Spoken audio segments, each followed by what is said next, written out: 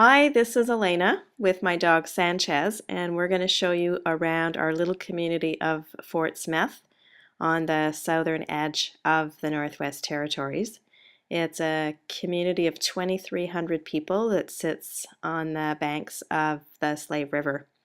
And the river was a gateway into the north for explorers and fur traders.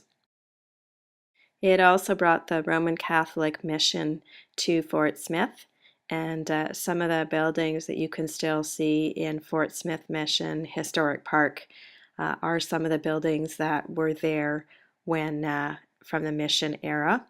Now we have community gardens in that spot. We hold our Canada Day fireworks on New Year's Eve because then it's finally dark enough to do that. I live on an alpaca farm with my spouse just outside of town, and we have 9 alpacas. We also have 2 Great Pyrenees who live outdoors year-round with the animals to protect them from wolves and coyotes and other predators. And this is our cat Tempe, who's trying to serve drinks. And this is Sanchez waiting for a ride on a float plane out to our cabin. And behind our property in the winter, I can go snowshoeing. We make some trails back there.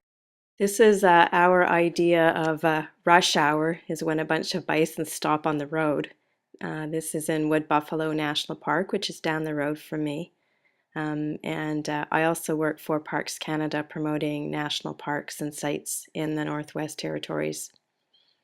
One of the things I enjoy doing is going into the park, and at the salt plains you can walk down a path and look at the actual salt that an ancient seabed that was receding left behind. Or I can go to Grosbeak Lake, which isn't really a lake, it's more like clay that I can walk on barefoot and get a little massage. Or I can drive down the ice road in winter from Fort Smith down to Fort Chip and onto Fort McMurray.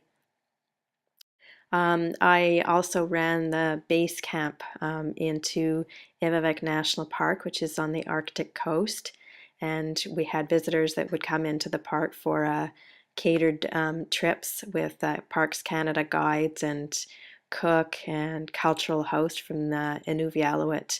And ooh, Eskimo donuts. I get hungry whenever I look at those. They're really addictive.